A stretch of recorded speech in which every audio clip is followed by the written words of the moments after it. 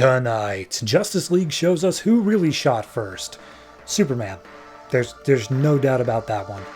Green Lantern Corps is juggling more plots than a Spanish soap opera, and World's Finest spends 26 pages telling us what could have easily been shown in just 2 panels. All that and more tonight on the Not-So-New 52.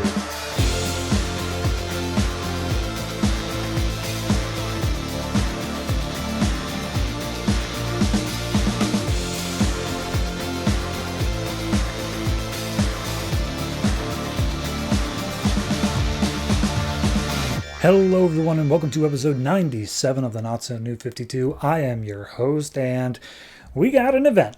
We are back in event season. Technically it is summer event time and we are kicking off this week Trinity War, which is the pretty much first all-over inclusive line-wide event sort of thing. Now, it's not actually line-wide, but, you know, it's one of those events where it feels like the whole universe was just kind of moving towards it across multiple books. So, yeah, we're starting that. In fact, because I titled this episode Trinity, I got my big old book of every event that's happening in DC Universe over the course of this show. And I'm just going to tell you straight up and out, if you're coming to this episode hoping to hear about Trinity War, why? It's not that big of an event. I don't understand why you would care about it. But if you are, here's a little breakdown of all the issues you need to be on the lookout for. We have Justice League number 22 and 23, Justice League of America number 6 and 7, Justice League Dark number 22 and 23, and then we have tie-in issues with Pandora number 2 and 3, Constantine number 5, and The Phantom Stranger number 11. When are those books coming out? At some point within the next 2 months in general. So be on the lookout. Also, we had a prologue back at Pandora number 1 2 weeks ago? 1 week ago? 1 week ago. So if you're interested in that, not really all that necessary. But anyway, that is enough of Trinity War until 2 minutes from now when I start reviewing it. How about I tell you the rest of the books coming out this week? This week, we have only 11, and those are Batgirl, Batman, Nightwing, Superman Unchained, Green Lantern Corps, Threshold, Justice League, Katana, World's Finest, Suicide Squad, and Demon Knights. A couple things worth noting, and I'm sure it'll be a bigger deal next time, but Demon Knights and Threshold are both on their penultimate issues. Their finales will happen at some point next month, so I'm going to be very upset that one of those is gone. No points for figuring out which one. So, anyway, that's enough of ribble-rabble from me. How about we just jump into the whole reason you're here with Justice League.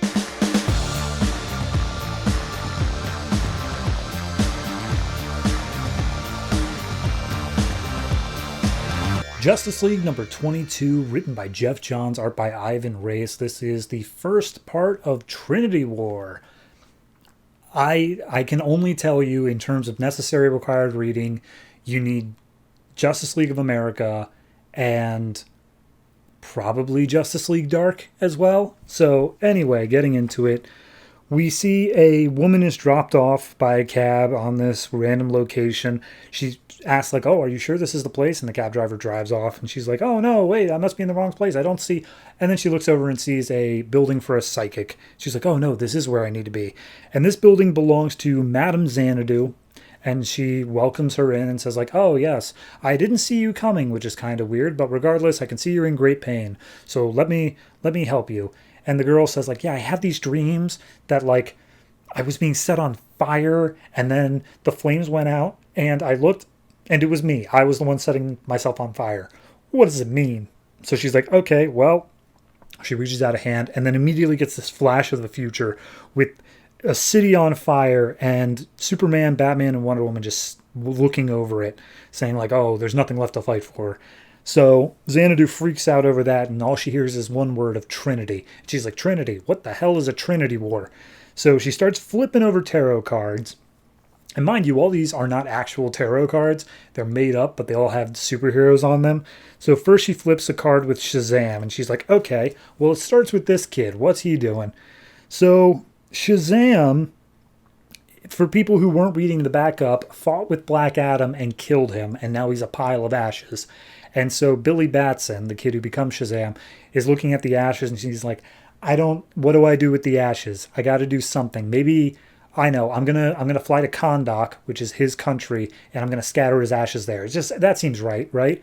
And all of his brothers and sisters are like, dude, Kondak's kind of a no-fly zone. I don't think you should go there. And Billy's like, don't worry about it. Superman and Wonder Woman flew in there a few issues ago. It's cool for superheroes to go into Kondak. So then he flips two more cards, which is Superman and Wonder Woman, and they're coming out of Belle Reve prison for some reason. I think mostly to look after Despero from last issue. And Superman's like, hey, Wonder Woman, how do you deal with your, like, group to make sure they don't end up in prison? And she's like, well, I kill them. I make sure they don't return as problems. Superman's like, that's not cool. I actually have a big problem with that. And so they land and they're just like, okay, maybe we should change the subject. It's not a big deal. Another card gets drawn. Pandora. Pandora shows up to Superman and Wonder Woman and just like, hey, I got this box. My name's Pandora. Can we chat? And basically says, like, Superman, here's the thing. Even if you don't believe in me, and he's like, no, you're Pandora. Like, Pandora's not real, right, Wonder Woman? He's like, nah, like all the gods and stuff, all myths are real. You should pretty much get used to that now, Superman. But more or less, he says, like, here's the thing, Superman, I think that you can eradicate the evil that I unleashed on Earth. Then we go to the Justice League of America stuff, where there's a new hero named Dr. Light. He got some powers that involve light stuff, and Colonel Steve Trevor and Amanda Waller are like, we're going to recruit him, and he's going to be our counter in the Justice League of America for the Justice League's Firestorm. And Trevor's like, I'm not sure he's going to join. Like, he's got a wife, and he's, like, very apprehensive to fighting against the Justice League. And Waller's like, well, tell him to do it or else we're going to erase his wife's memory of him. And he's like, all right, that's really dark, but sure, yeah. So he says he's in. Then we go to Batman and the rest of the Justice League, who are trying to get all of their stuff out of the downed satellite that Despero crashed into Happy Harbor. And Atomica comes across, the Atom, comes across a chess set of all the different Justice League members. And he's like, oh, that's weird. Why do we have this? So back to the Pandora plot, she basically says, here's the deal, Superman. I think that you have the ability to withstand the evils of the box. So take the box and open it up, and all the evil should go back in. Okay, do that. So Superman grabs it, and immediately he is overcome with evilness. And Pandora's like, he should have been able to, it only amplifies if he has inner evil. There shouldn't be any evil in Superman. Why is there evil in Superman? New 52 sucks. So he starts fighting them. Pandora fires off some magic bullets at him, and he drops the box. And Batman calls in saying, hey, guys, we got a problem. And he's like, yeah, we got a problem too. Superman's evil. And Superman's like, oh, hold on, I dropped the box. I'm good now. Also, Pandora disappeared. She's like, oh, okay. Nah, never mind, we're good here. What's up on your end? And Batman says, hey, yeah, we just got an alert that Shazam is flying into Kondak. We kind of got to deal with that now. So they're ready to fly in. They realize Shazam is magic, so they call in Zatanna to help. We see Adam is alerting the JLA because she is a double agent for them, that they're all flying into Kondak, and they make their way to the invisible jet. And it's at this point that the JLA is made aware that their entire purpose is to counter the Justice League. And they're like, we don't want to do that. Like, Justice League is cool. Like, if Superman says to do something, I'm pretty cool with just letting him do that because he seems like a nice guy. And Trevor's like, these are our orders. Anyone who doesn't like it, leave. You're not allowed back. And everyone's like, okay, well, I guess we'll go along with it. So at that point, we see Shazam land, and he's like trying to say something. He's like, well, you were an okay guy, I guess. And then all of a sudden, the Kondak army starts shooting at him. He's like, hold on, I'm trying to do something. They shoot at him. They break the urn. Black Adam's in, and Shazam gets pissed. He starts charging after them because they keep shooting at him. But then Superman flies in and just decks him. And he comes up and holds down Shazam and just be like, nobody wants to fight. Nobody has to die. Just stay down. And Shazam's like, well, you shouldn't have started the fight then. And he punches Superman, knocks him clear across the desert. And he's like, I just knocked out Superman. Oh my God, I gotta tell my family about this. But then Superman comes back, and Wonder Woman's there to help as well. They keep fighting against each other.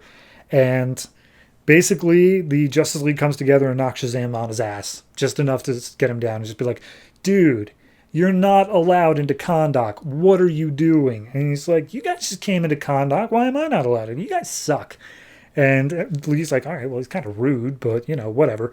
Zatanna's trying to get a lock on his magic and just be like, I don't know, man, this is some deep stuff. I feel like I felt it before, though. But then all of a sudden a voice from the side shows up. It's Trevor. He's like, Justice League, we are here to escort you out of this country. And at that point, Wonder Woman's like, Steve, we know we're trying to get Shazam out. We're all for the same thing. And he's like, yeah, but you guys weren't allowed in here either. So on the authority of the JLA, you guys are walking out of here. And Shazam's like, I don't even, like, those guys just started shooting at me. Why aren't we yelling at them? They're also doing the wrong thing. And everyone's like, Shazam, shut the hell up. Okay, Steve, get your little imposter team out of here and we will leave. Like, that's the whole thing. But then they see the Air Force is starting to scramble up and all this crazy stuff's going on. We see Xanadu draw another card, and the woman that came in for the readings is like, are you going to stop reading cards and tell me what's going on? Like, you've drawn like 15 of them so far. Like, we've got an issue. We see the Question is drawn, and the Question is doing his whole murder board with the yarn and all that connecting stuff. And he's like, all right, the question that I must solve now that Pandora is out in the open and the society will soon have her, is where is the evil truly coming from? And we see Phantom Stranger is also involved to some extent. Adam is saying like, oh, I never should have been part of the JLA. This was all a mistake. But anyway, the Justice League and the JLA are, about to butt heads with each other. And then Dr. Light speaks up and he's like, guys, we all want the same thing. Like, my wife always says that if we want the same thing, all we have to do is talk and we can make it work. Isn't that really like something that we should listen to?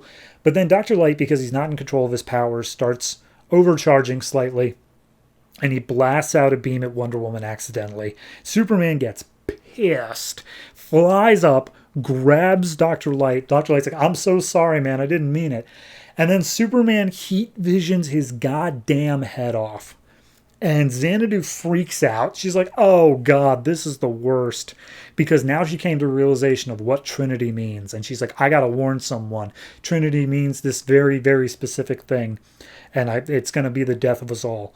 And Superman's like, I didn't mean to heat vision him. And everyone's like, okay. So let's everybody just take a step back. This is not cool. But then we see the woman that came in for Madame Xanadu is actually a member of the secret society and was like, oh, hey, you can see the future. We need to get you off the board because you are big trouble if you get in the way of our plans. And so she reveals that she is actually plastique. She explodes and seemingly kills Madame Xanadu as a huge battle has broken out between the Justice League and the JLA. And somewhere far away, watching all of this play out on a news station, is the Outsider, who is the man from Justice League of America who's been running the secret society. And he's like, thanks to me, everyone will think Superman is responsible. Tee-hee. Okay, so, big start. I mean, they're literally just fully 100% into it of the battle has begun of Justice League versus Justice League of America. I do like the fact that they're already poking at, like, what exactly does Trinity mean? Because obviously for anybody who reads DC Comics long enough, you know that Trinity means Superman, Batman, Wonder Woman. And the way that Xanadu talks here, you know that's not the case. You know it must mean something else. And so I believe we're led to be under the assumption that it is actually Pandora, Phantom Stranger in question. Because there's one point in this where Pandora's like, yeah, no, they're just the worst. They're all the worst. Pandora's the worst of them all, which I disagree with. And she acknowledges in this book that most people would, but for some reason, Pandora's the worst. So, big start, super into it. I mean, this has always been in the plan of the New 52 since they started it. So, it's nice to feel like we're really building to something and starting to get some big payoffs here. So overall, I'd say this is a really interesting start. It really drags you into it. So I'm going to give this one I'll give it a 9. I'm into it. I like the art style. I like the way it's written, and it's a solid mystery going on with why did Superman just heat vision a man's brains out? So 9 for this. We'll see if we can keep pace over the rest of the issues. Next up is Justice League of America number 6, I believe. So check us out there.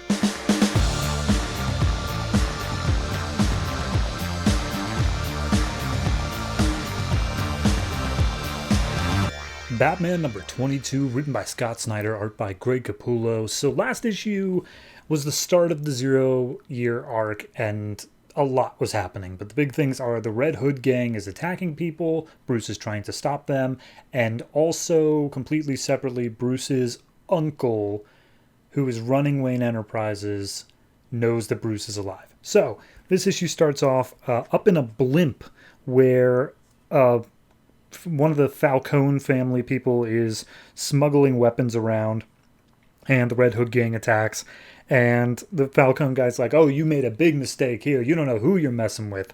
And then it turns out all of his guys are also part of the Red Hood gang, so he just gets thrown out of the blimp. And we see that the person who's actually doing the smuggling is Penguin. It's Cobblepot, and he's sitting there glaring down Red Hood number 1. And Red Hood's like, oh yeah, I've got these shiny new Wayne Tech guns, and technically they're non-lethal, but it doesn't take a lot of work to make them lethal. Should we try them out somewhere? And then Penguin lunges after Red Hood 1 to pull off his hood and gets electrocuted. And Red Hood's like, what in the...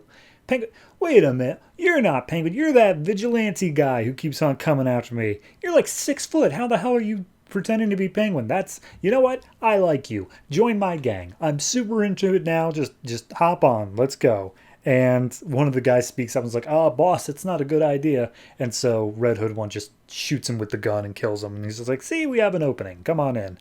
And at that point it becomes a fight between Bruce and the rest of the Red Hood gang, because of course he turns it down, and they go to rip off his prosthetic like face he's got going on to shield himself. And as they do so, his number 1 goal now is to hide his identity, make sure that they can't see him. So he manages to escape with a bit of the Red Hood 1's blood on his like gauntlets that he has under his suit, and he jumps out the window of the blimp. And turns out that last issue we saw these like anti-gravity boots he had. He's using them on the blimp, so he's able to hold on to the bottom, and he calls for Alfred and be like, Alfred, I'm going to need some help. I'm going to need to pick up in the Narrows, because this did not go as I planned. So he climbs back in with a little makeshift handkerchief mask and grabs the real Penguin, who he has tied up here. And as he's going to put on a parachute and jump out with them, we see the Red Hood gang come down, start opening fire, and they both leap out of the blimp. Then we get a quick cut to, if you remember last issue, there was a piece of tech, a camera or something, that Thomas Wayne was showing off of, like, it maps caves and stuff like that, and Bruce was going out to try it on a cave on the grounds nearby. So we see him dangle down the little recording ball into the caves, and it starts flashing a light repeatedly, and then Bruce loses his footing and falls into the cave. And as he lands down at the bottom, it's too dark, he can't see anything. The flash just occasionally illuminates, showing where he is. But it also instigates the bats, and the bats start swarming after him. So cut back to present day. Bruce is in his lab. Like, it's not his cave, but it's where he's currently hanging out. And he's complaining to Alfred as he's testing out this new grappling hook that's apparently voice activated. And he's telling him, like, man, Red Hood 1, like, I ran his blood. It's not coming up with anything. He's expanding out and he's taking in rival gang members, whereas before he only worked with non-criminals. Also, he's getting Wayne Tech, which is just way more than he ever did before. He's making progress. He's doing a lot. I feel like I'm losing this war. And Alfred's like, yeah, you are. It's a stupid plan. And Bruce is like, oh, well, why don't you speak up then if you have so much to say about it? And he's like, okay, fine. What you're doing is cowardly. Like, you're hiding in the shadows and doing all this stuff, like, underhanded. Your parents cared about the exact same sort of issues with Gotham that you care about, but they did it from the light. You would be an embarrassment to them if they had seen the way that you're handling stuff now. And Bruce just freaks out on him and just be like, oh, yeah? You think my parents would be able to... Yeah, well, what have you done? Huh? What have you done besides washing the silver and whatnot? You friggin' glorified butler. And that Alfred just smacks him in the exact same style of panel as the Batman smacking Robin one. And you can see in his eyes, he's like, okay, well, I'm not going to apologize for that, but I am no longer going to assist you in these crazy matters. If you want to fight this war, this losing war on your own, then so be it. And he starts to walk away, and Bruce says, come back. And Alfred turns like, oh, he does care. And Bruce is like, I was talking to the grappling hook. So Alfred leaves upset. Bruce, also upset, tears down the brick wall he was testing on. And he's like, all right, computer, call up my uncle. I need to have a chat with him. And they make plans to meet up at midnight at a museum because he also needs to have a chat with Bruce. So he gets there and they start talking, and Bruce explains, like, look, a friend of mine told me that the Red Hood gang has some Wayne Tech weapons. We need to do something about that. And Philip Kane is like, yeah, no, of course. We're looking into it. We'll make sure that we get them all back off the street. And Bruce is like, actually, I was thinking more about we shut down all of our stuff because somebody inside of Wayne Tech has to be supplying them and is on their payroll. So we need to root out that person, and we can't give them any opportunities to get more weapons in the meantime. And Philip's like, no, we're not shutting down part of... Look, the whole reason I wanted you here is so I could invite you back into Wayne Tech. Come on, join the land of the living again. It's really important. And Bruce is like, I can't do that, and I really, really hope that you can respect my wishes that I want to stay off the map. And Philip's like, about that, click. And then he presses the lights, and turns out this is a welcome home party. He's invited all these, like, paparazzi and other high elite people from Gotham to welcome him back home, and kind of cornholes him into saying, like, oh yeah, and he's here to help me rebuild Wayne Enterprises. Isn't that right, Bruce? And Bruce, not wanting to be here at all, is just like, yes, of course. What the hell are you doing? And so he storms out and tries to find an exit. He makes his way to an Egyptian room where there's a giant model of the Sphinx, and he can't find an exit, and he's greeted by Edward Nygma, and he's like, yes, I'm your uncle's advisor, and he says all this cryptic stuff, and Bruce is like, what are you talking about, man? Like, what's going on? And he's like, oh, well, the exit, if you're looking for it, is through the aviary wing. And Bruce is like, there is no aviary wing.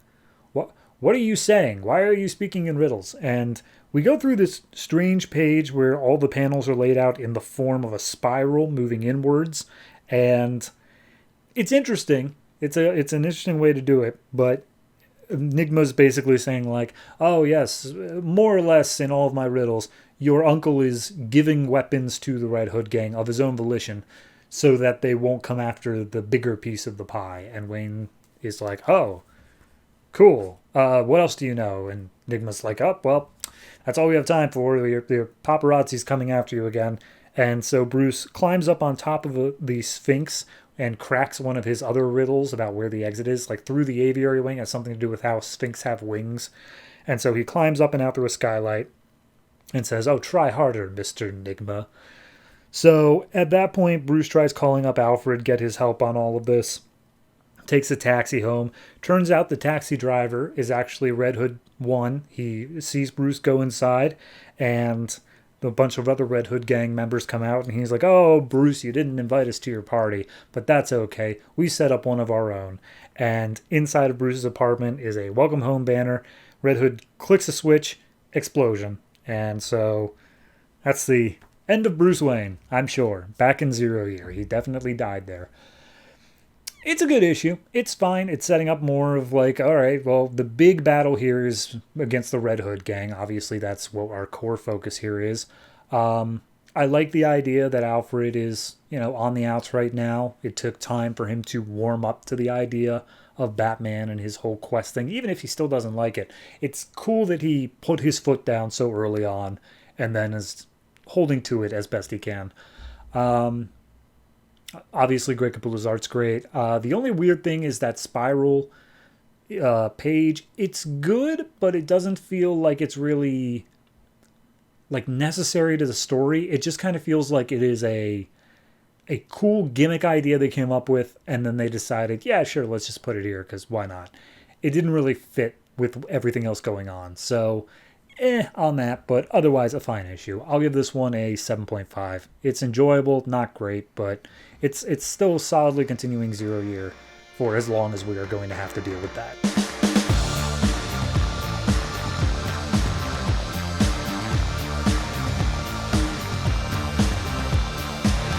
Batgirl number 22, written by Gail, Simone, art by Fernando, Pasarin. So last issue, I mean, it was a whole wrap-up of a ventriloquist arc, but the big thing was at the very end, Batgirl forgot that she had a date with, whatever the hell his name is, Ricky. And this issue just picks up immediately afterwards. So she's freaking out, Ricky's standing in the doorway, and she's covered in, like, a whole bunch of food and stuff like that, and dressed horribly. And she just pushes Ricky outside and says, "You didn't see me like this. Got it?" And he's like, "Okay." And she slams the door, opens it back up, grabs some flowers, and says, "Wait here." So her and Alicia make their way back into Batgirl's bedroom, Barbara's, I should say, when she's in her civilians, and try to find a good outfit and whatnot. And she's just kind of freaking out, just like, "Oh God, I can't believe this. I can't believe I did all that."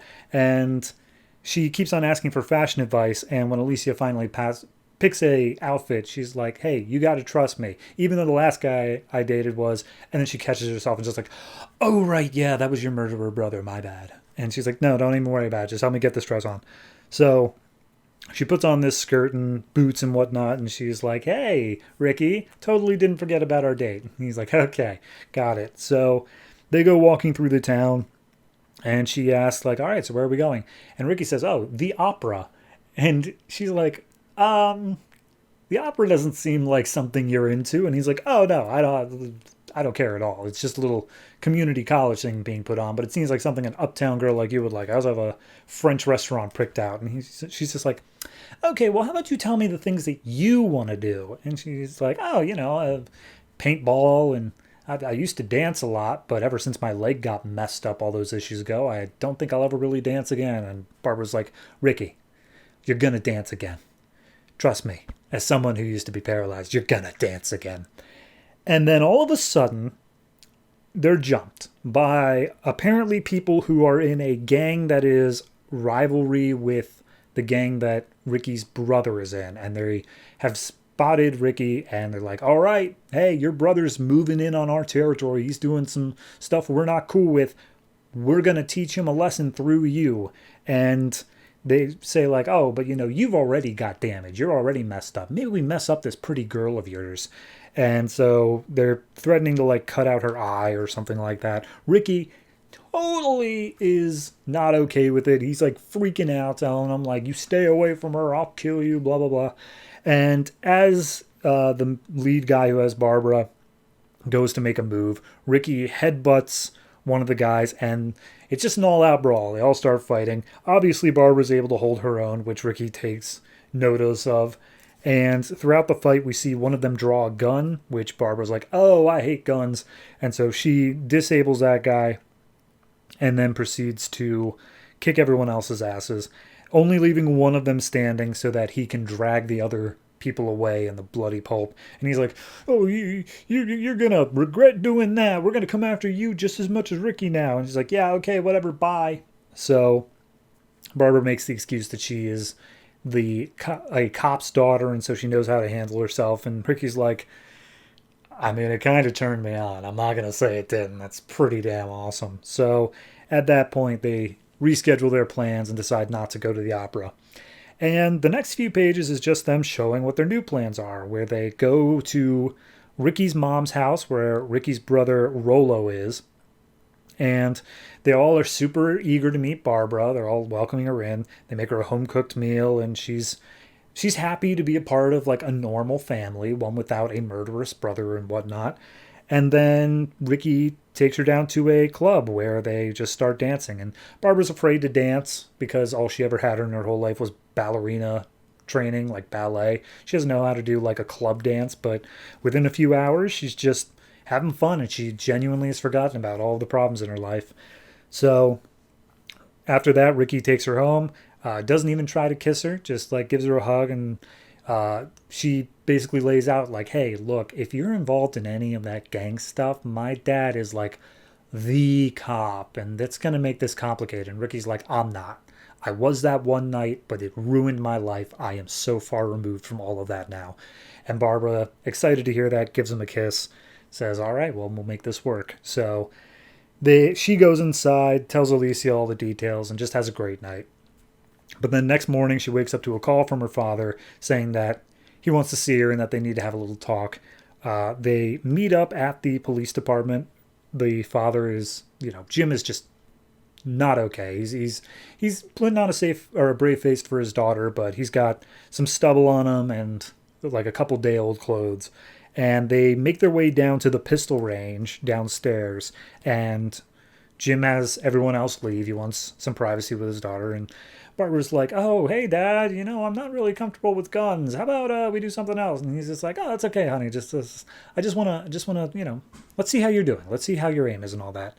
And so he gives her the gun and trains it at her and says, like, "Look, here's all the safety things. Don't aim it at anybody, but like when you shoot, picture somebody that like really, really hurts you, like someone that you need to take this shot at." And she pictures both her brother and the Joker and unloads the clip. All the shots dead in the target's like head area. And Jim's like, "All right, yeah, nothing's wrong with your aim. Sounds good." And Barbara's like, "Dad, I really don't want to do this. Can we go?" And he just kind of breaks down a little bit and he's like, "Look," and by the way, Barbara thinks that this is like an interrogation sort of thing where he is thinking that she's Batgirl, who obviously he's hunting at this moment. But turns out he just breaks down, just like, "Look, I spent the day planning funeral services for your brother. Like, I need to make sure you can handle yourself in a city like this." And Barbara, gives him a hug and says like, "Oh, I promise, Dad, I'm okay. I swear you'll never lose me."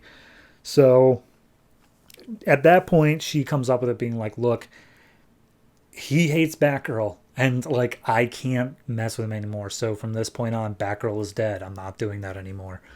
So that night, Jim goes up to the roof, lights up the bat signal. Batman shows up, and Jim's just like, "Look, I've had a rough day. Can you just not do the theatrics for once?" And he's just like, "Yeah, no, sure. What's up, Jim?"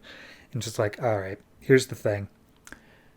I've been through a lot of grief today, and I don't think that you would understand that." And Batman's like, "Oh, more than you know. I get it. But, like, it's not, like, you're supposed to outlive your son. Like, that is something that no person should have to go through." And Jim's like, "Yeah, okay, whatever. I need a favor.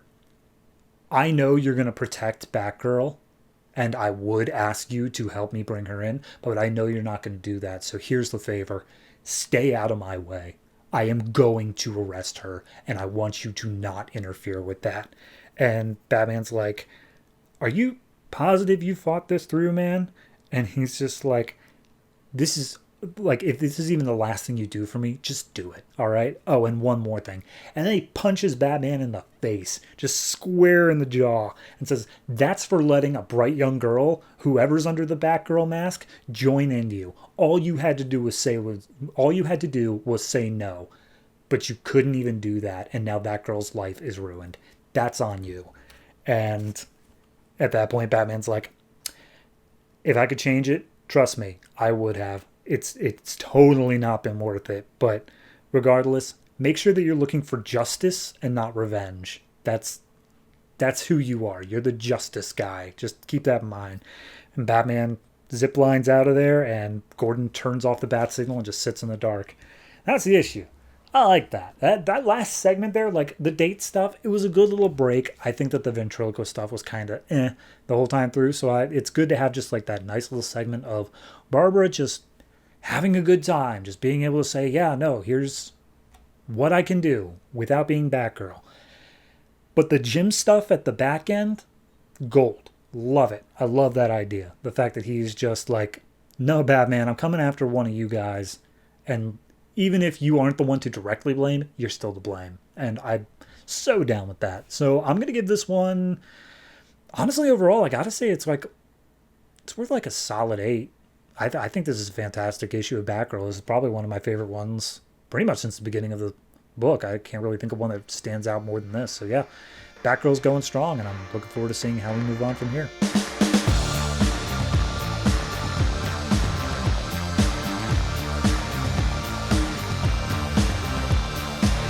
Nightwing number 22, written by Kyle Higgins, art by Will Conrad. So last issue, we had the entire thing of Prankster helping Nightwing figure out that Tony Zuko is living in the area under an assumed name of Billy something.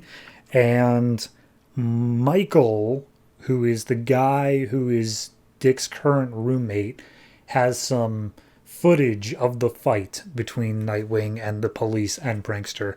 So we open up on that, where Michael is looking over the footage and he's like, yeah, no, there's like huge sections of this footage where Nightwing and Prankster are working together. And he's on the phone with the detective who handed it over to him and just like, cool, package that part up, send it off to your producer and get it spreading like wildfire. And Michael's like, all right, but why? And the detective says, how about you don't ask why and you just do it anyway if you want to, make it big and whatnot.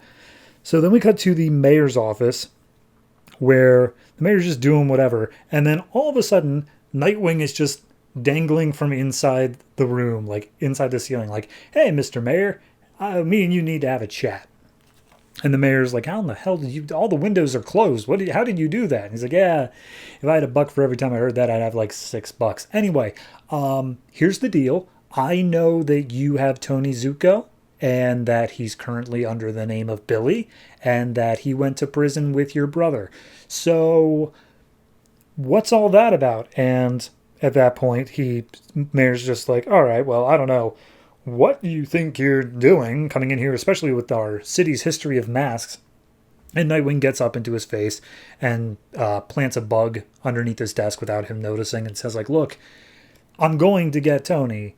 Like, I want you to be on the right side of this. So hand him over ASAP. Like, you tell him to find me. So at that point, Nightwing leaves and he's like, yeah, all right, well, that'll at least give me some time to deal with things before I really have to come back on that. So we see Dick is meeting up with his other roommate, whatever her name is, Joey. And basically he's asking her like, hey, you're a computer security person. How do I stop someone like the prankster from hacking into my suit? I mean, stop anybody from hacking into my phone? And she's just like, have you considered not using your phone, just turning it off? And he's like, that's a good idea. I think I'll take that one to heart. So at that point, we see that Michael has delivered the footage to his producer. And one of the producers is like, look, Michael, you got some talent. You're doing a good job, but like, you need to still go through the work. You can't just have this dropped in your lap and then just get success. Like, you still, like, right now, you're still in the working period. And Michael's like, okay, I'd rather not. And the other producer's like, and damn right he's not going to. We're going to sell this thing. It's got 2.4 million views already. You're going to the top, kid. So he's super happy about that. But they ask him, do you think you could do it again? So then we cut to across town where Prankster is talking to a bunch of criminal types.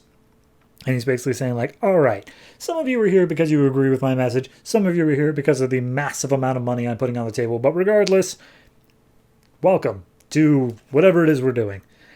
We cut over to Wisconsin where Tony Zuko has taken his new family on vacation. And we see that his son has stolen a toy from some other kid by the side of this pool. And Tony walks up and be like, now, son, that's not good. You shouldn't steal stuff from other kids. And he's like, I'm sorry, Dad. And he hands the toy back over. And he's like, all right, well, he's learned his lesson. And then he looks at a TV and sees this video of Nightwing and Prankster working together. And he's like, crap, okay. You know what? Vacation over. I got to go talk to the mayor. So at that point, we see Dick is listening to the bug. He's hearing the mayor talk to somebody. And the name Billy comes out, and it turns out he's talking to Tony Zuko, and it's all about Nightwing and how he's in the city and whatnot. And Mayor assures him, like, look, we have everything under control. Don't even worry about it. And then at that moment, all of the screens in Chicago, and seemingly also this random TV in Wisconsin that Billy is watching, or Tony, I should say, all turn on with Prankster's face. And Prankster basically says, hey, everyone, you know me, I'm Prankster. Our mayor is currently harboring a fugitive known as Tony Zuko, a murderer.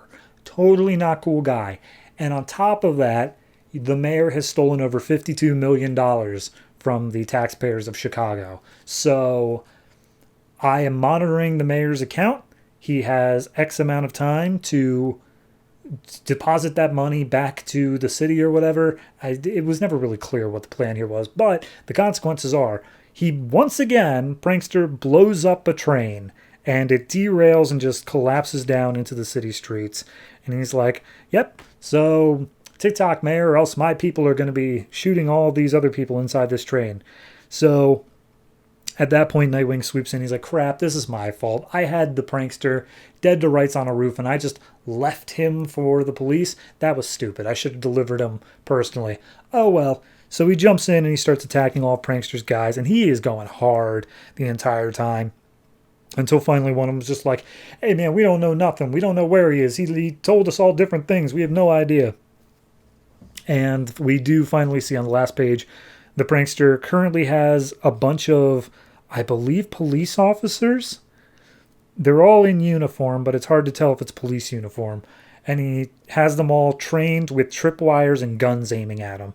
And he's like, well, you know, if you all, either the mayor's going to come forward and he's going to save all your lives, or you're all going to live for as long as you can stay perfectly still. So, prankster's gone off the deep end, I guess. I gotta say, I like the art style in this issue a lot better. Will Conrad compared to Brett Booth is a no contest for sure. But I don't know. It just seems kind of weird. Nightwing isn't really doing anything right now. I don't understand. I guess it's because Tony went into hiding and he's just waiting to hear where he is over the bug. But he feels very passive in this issue. He feels like he isn't really doing much of anything. Everyone else feels like they're doing things. In fact, I think the highlight of this issue is probably Tony Zuko, like, with his family and showing that, you know, he is kind of reformed to some extent. So I'm at least interested in it. It's got a good thing going for it. So I'm going to say this is I'll give it a 7. Yeah, it's just a 7. It kind of feels like Prankster should be, like, he's doing big things, but I still don't feel like he's a big villain, if that makes sense. He hasn't had that point that has really sold me yet. So maybe at the end of all this, I'll get it, but we're still not quite at the point where I feel that, despite the fact he's just derailed a train, like, he's actually really the central threat of the book yet. So 7 for now.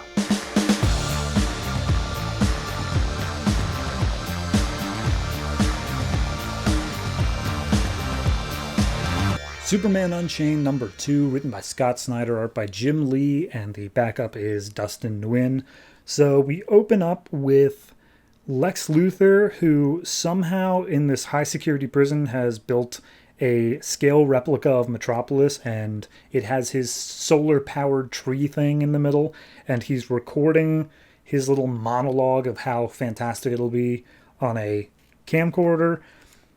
And then that's just done. So then we go to Dubai, and apparently the Spire, I think it's called the Shard, whatever it's called, the really tall building in Dubai, it is falling. It is collapsing because apparently there is a giant construction mech that was brought into the building, or into the city, that went haywire because of the terrorist group Ascension and just started destroying the building. And it's literally falling over, and Superman's counting down the seconds he has to deal with it. And the first, 12 pages of this book are him just counting down from 20 seconds and how fast his mind's going trying to come up with a solution for this. And he's just like, okay, I could heat vision the steel and then freeze it again. He's like, no, that would kill everybody inside. Okay, I could super breath, blow it back up into place. Now that would still kill a ton of people, but I am running out of options here as the seconds just tick by and this mech is still attacking him the whole time.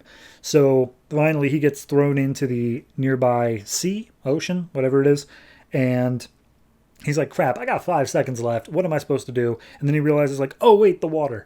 And so he uses his speed to create a water spout and basically floods the underside of where the tower is going to fall to and freezes it to become a safe, landing of ice, which I still think a lot of people probably died, but don't seem to think so in the case of the book. So at that point, Superman's able to redirect his attention to the robot.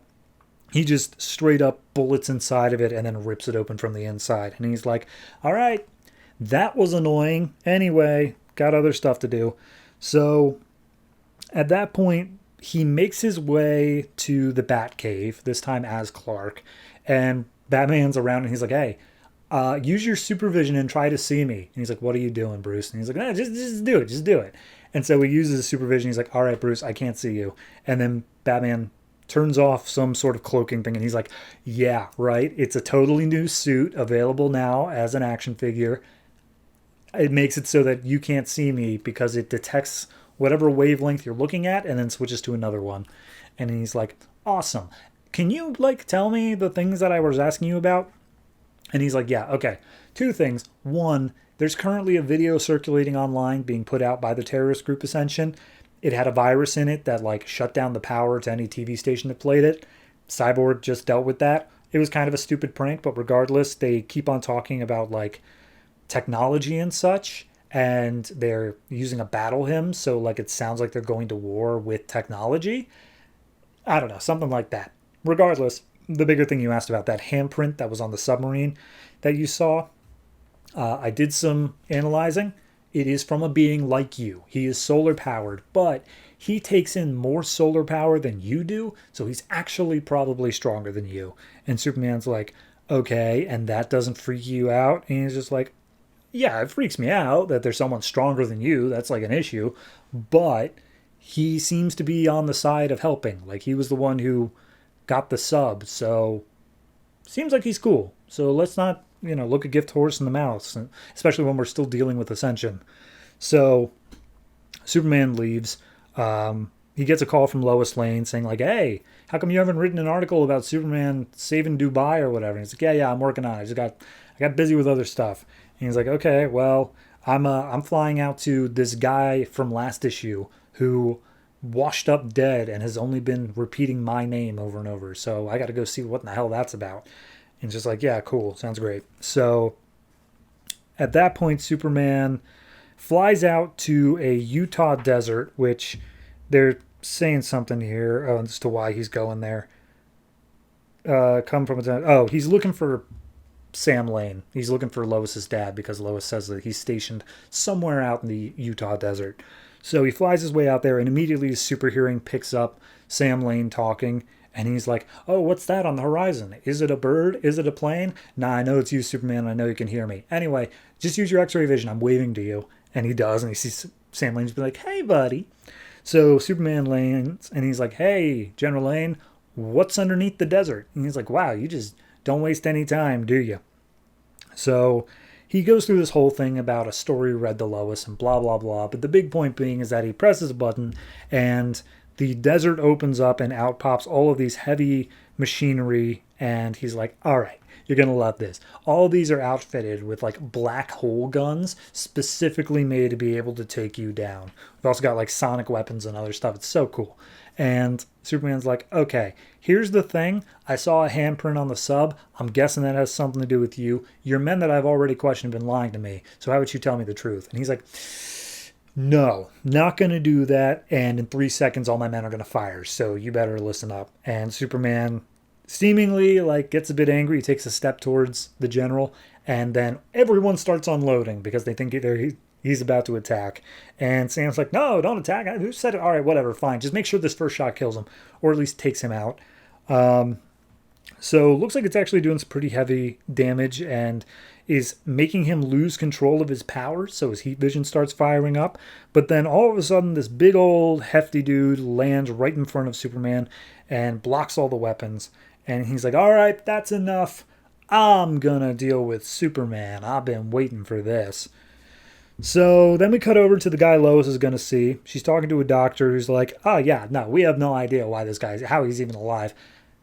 We don't even know how he lost his eyes. But regardless, he keeps on saying your name. Also, he had this really weird thing with him. And Lois is saying, what really weird thing? But all of a sudden her call is interrupted by Ascension, who is like, hey, Lois, we don't like what you do. And therefore, we're going to murder you. We're going to cut the power to your plane in 3, 2, 1, bye. And then they do, and Lois's plane is seemingly doomed to crash. Last page is here. We get the warden telling Lex Luthor to put away all of his stuff, and Lex has apparently barricaded himself so the warden can't get in. So warden's trying to bust through the door. He uses some knockout gas to take out Lex. But turns out that this dude inside the room isn't actually Lex. it's just a lookalike, and he's managed to put the lookalike inside of a mech and control him manually. And so Lex Luthor busts through a wall and says, beep, beep, out of the way, it's time for me to save the day. So that's that. And then the epilogue, very briefly, is Batman just kind of monologuing, saying, Superman, I know you don't like it when I have these weapons that are designed to, quote unquote, take you out. However, every time I go to destroy them, now that I know that you're a decent person, I always think that you would want me to keep them just in case someone like you or you yourself goes evil. So I keep them. And then Batman just shows that he keeps the thing. And then we also see that the dude that Lois is going to see apparently does have eyes, and he opens up a lockbox, and inside is this glowing crystal thing. And that's the thing that Batman overlaps and says the threat of power without limits, power that can't be controlled. So I'm sure that's going to be somehow threatening. It's solid. It's just forwarding what happened last issue. It's giving us the characters and the players. We get to see this big hulking solar battery guy that's stronger than Superman.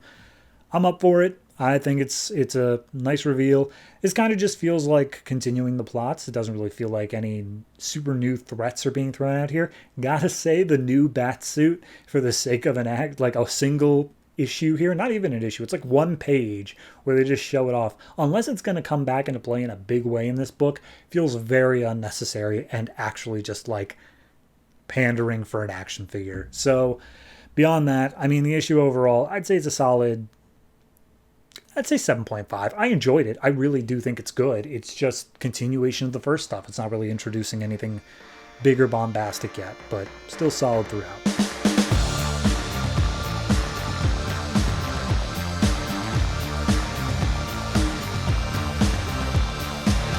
Green Lantern Corps number 22, written by Robert Venditti and Van Jensen, art by Bernard Chang. So last issue, we found out that the Durlans are around as a threat, so that's just going to be a thing. And we got a whole bunch of super rookie Green Lantern Corps members showing up here.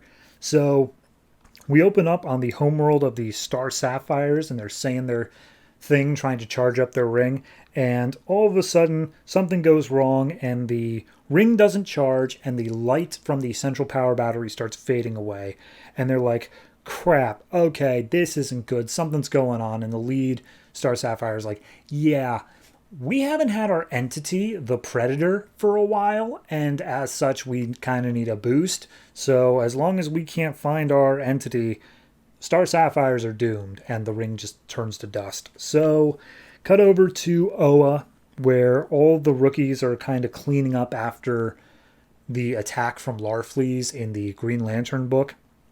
And John Stewart arrives, and he's like, what in the hell happened here? It's like, it was Larfleeze, whole thing, don't worry about it. And he's talking to Natu Soranik, and we see the new rookies. Two of them get focus here. One of them is apparently comes from a race of people who just talk all the time. That's their thing. They talk. And this specific one is a mute. He can't speak. And Stewart's like, are you kidding me? That's pretty damn worthless. And Soranik's like, don't be mean. He's literally standing right here. And the other one we get is Druk, who is the gladiator guy we saw before. And as they are trying to clean up this stuff, Druk always speaks in the third person and is getting angry that people are, messing with him and are around him. So as they're about to lose control of some wreckage, Stewart steps in and he's like, all right, rule number 1, stop fighting each other. You got to protect the universe. Try not to attack each other. Rule 2, use your brains. The rings act off of imagination. And rule 3, when you're making something, you have to picture every detail. It's very specific like that. And also, our rings are run on willpower. So if you can think it, you can make it. Just really focus on it. So he takes care of everything that would have taken them weeks in just a few seconds. And says all right, Soranik, can you tell me where Salak is? I need to talk to him about what I saw out there. And Soranik's like, yeah, I mean, I can tell you where he is, but he's not the one who's running things now. It's Hal. And he's just like, what do you mean, Hal? What? So he goes off and talks to Salak, who is currently investigating a Manhunter corpse because he's just really, really suspicious of anything that Guardians touched. And so when he arrives, Slack explains the situation more, just like, yeah, no, Hal's in charge, and I put what's his name? It always bothered Kilowog in the position I previously held. And so he's like, okay, well, do you know what happened with the rings malfunctioning when I was out there? And it's like, yeah, that happened here on planet, which means it had nothing to do with either of our individual things if it affected everybody no matter where they were. So that's confusing. And so Stewart flies off to find Kilowog, but Selak starts staring at his ring. He's like, we can't trust anything that the Guardians have touched, can we? So he goes to talk to Kilowog, and he basically says, like, hey, yeah, we ran into some shapeshifters out in space. Ring said it couldn't identify them, but I was wondering if, like, you had any idea what was going on here and also why my ring died out, and just be like, yeah, no, it was definitely something bigger. We're still looking into it. No idea. By the way, Hal's in charge. He's like, yeah, I heard. Look, I need to go talk to Guy. I think that it's very important that I do that. And all of a sudden they get an alert in, and there's some earthquake going on that's going to rupture a dam that's going to boil everyone downstream of it because it's a boiling sea. And John's like, yeah, no, I'm busy. I got to get back to Fatality, but, like, send Guy to go do it. And Kilowog's like, Guy left. Over in the Red Lanterns book, Guy quit the Corps, and Hal just says, like, he's being very secretive about it, but Guy just apparently quit. And John's like, there's no way he would have quit. And Kilowog's like, oh, I mean, after everything the Guardians did, it's not that surprising that people quit. Like, it's not. So at that point, John's like, okay, fine, look, I'll take care of it. And Kilowog says, great, take the rookies, they'll help you out. And John's like, ugh. So at that point, we see Fatality, who has followed the Durlans to a planet and manages to pick up, like, oh, yes, they are the Durlans, and they're trying to make a galactic empire and whatnot. So obviously a big threat. Then John comes up behind her and is just like, hey, baby, what's up? And Fatality's like, John, I'm spying here. Like, come on, get down. And she explains everything that she just heard. And John's like, oh, well, they probably are, like, a super threat. And Fatality's like, yeah, but we could take care of them. There's only, like, 6 of them here. And John's like, well, I don't know about that. They're shapeshifters. You don't even know if, like, one of them is already here. And then Fatality just stabs John through the back with her spear. And he's just like, oh, my God, why would you do that? So cut back to clearly, obviously real John flying the rookies out into deep space using a subspace tunnel. And they're just like the kids asking tons of questions. They're like, where are we going? How are we traveling so fast? How do we breathe in space? Why can we understand everybody's talking? And John just answers all the questions one by one. He's like, okay, no more questions now. Let's focus on fixing this dam. So he tells them how to focus on, like, heat or a laser, and the rings will make it, and it'll cure up the dam. But then all of a sudden their rings fail again, and all the rookies start falling out of the sky, but John has just enough power left to be able to grab them and gently lower them down to the ground. But because of their inability to fix the dam, it starts to crack open and starts rupturing. Everyone downstairs is like, oh, the lanterns have failed again, how dare they? But then all of a sudden this giant ship shows up and just fixes the dam. It just heals it. And John recognizes the ship as the Kund Empire, who then, like, come out of their ship as a little party and say, hey, lanterns, you suck. We don't want you here. This planet's run by the Kund now. These people are cool with it. Isn't that right, people? And they're like, yeah, that's right. Lanterns, you suck. And John's like, okay, well, here's the thing. We were just responding to an SOS. Sorry that we tried to help. And he's like, yeah, you better be. So at that point, we see Fatality has killed one of the Durlans, who was obviously impersonating John. She recognized it because John never says, hey, baby. So then the other Durlans show up and are ready to attack Fatality. And she's like, bring it. I'll kill all of you with my magic ring. And then the ring fails, and they attack Fatality and pretty easily take her out. So cut back to the planet that the Green Lanterns were saving, and the Kund are coming in. They're about to attack the Lanterns. Druk he's got a battle axe, so he's ready to attack even without his ring. Steward steals it and ruptures a pipeline, which causes like 5 of the guys to get attacked. And Druk's like, not bad, 5 in one swing. Druk approves. And he's like, yeah, okay, we got to get off planet. Like, we got to go away from this fight now. And so he picks up the older rookie who's just given up. He's just laying there like, oh, I'm not going anywhere. Just let me die. And Lantern's like, all right, rule number 4, no lanterns left behind. So he fireman carries the guy out as Druk goes full gladiator and just starts leaping from all the Coon's hovercrafts to start attacking each other. And he's doing a good job at knocking them all out. But sooner or later, Druk gets hit with a capturing device that latches onto his chest, as do all of the other lanterns.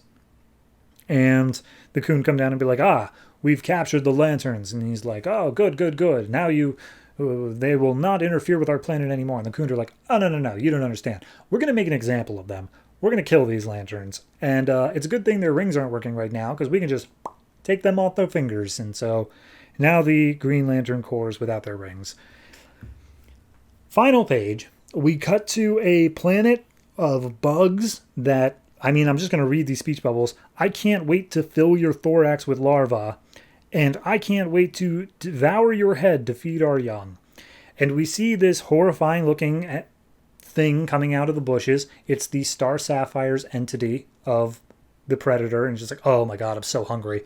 And Predator's interrupted by a different entity, seemingly the entity of the White Lantern Ring, and just like, hey, look, Predator, if you want to consume their love to, fulfill your hunger, by all means, go for it. But you're still going to be hungry. We're sick. We're dying. We need to find all the other entities, gather them up, and then go visit the White Lantern. That's what we got to do. So we see Predator and the White Lantern entity, which I think is just called Entity, flying off into space. And that's the issue. So it's good. It's solid. Personally, I've always been really interested in the entities. Having not read the early Geoff Johns run, I am completely unsure as to what any of them are, but I am happy that we're getting them now. So looking forward to that. As for the rookie stuff, it's fine. I think that it's kind of playing with some played out stuff right now of like, oh, you guys are going to have to learn to work as a team and Green Lanterns and whatnot. We'll see how it goes. I'm much more interested in the entities and the Durlin stuff, which seems to be the core focus anyway. So the sooner we get to that, the better. All in all, I'll give this one I'll give it a 6.5. It just feels like it's missing a little something. But it is kind of just an interstitial issue of getting John back into the main universe of like, here's everything going on with the Green Lantern Corps. Okay, cool. Now we can continue. So we'll see what happens next issue with that. But 6.5 for this.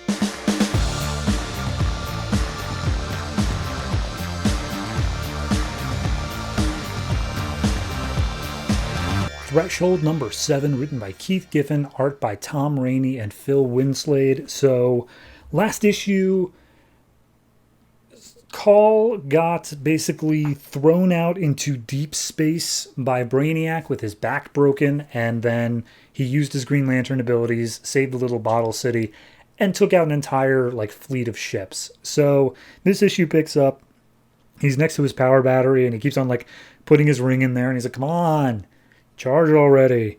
And K-Rot's sitting there like, oh yeah, no, I'm sure that's the oath. I'm sure that's what you need to be saying. You really are just a fantastic Green Lantern. And Call's just like, shut up, man. I don't want to deal with this right now. So at that point, they basically get into an argument of like, man, I don't even know why I'm doing this. I don't want to do any of this anymore. Why should I even bother? And K-Rot's like, yeah, no, oh, boo-hoo. You got the most powerful weapon in the universe. Oh, you're such a hard life you lead. And they call questions like, hey, where is that slug at? Where's Adonis at? And K-Rod's like, oh, he's talking to people who are going to advertise off of you because you are 100% a star now. And he's like, I'm sorry, what? Huh? So we see Adonis is talking to some advertiser, and Call just walks in, punches him in the back of the head. And Adonis is like, I'm sorry, I'm going to call you back. I got to deal with this guy. And Call calls him out. He's just basically like, dude, what in the hell? What you sick? You put me in the sick game, and all these people are attacking me, and now you're advertising off me just because I became a Green Lantern. He's like, well, first off, we were always advertising off you. How do you think we make money off of this? Clearly, it was always being advertised. Secondly, yeah, you just took out a fleet of ships, and your popularity is going crazy. There are always going to be people trying to capitalize off of you, and I fully admit I'm one of them. So, yeah. do whatever you're going to do, but regardless, I'm going to keep on advertising off you. So Call storms out, and then Adonis is like, "Did we get that on camera? Yeah, go ahead and put. I love this line. Put it out as an exclusive download, and once everyone's done buying it, put it on TV anyway." I feel like that's a little meta commentary. So we see that Call grows back up to normal size out of the city because that's just a thing that the mesh technology he's coded in can do.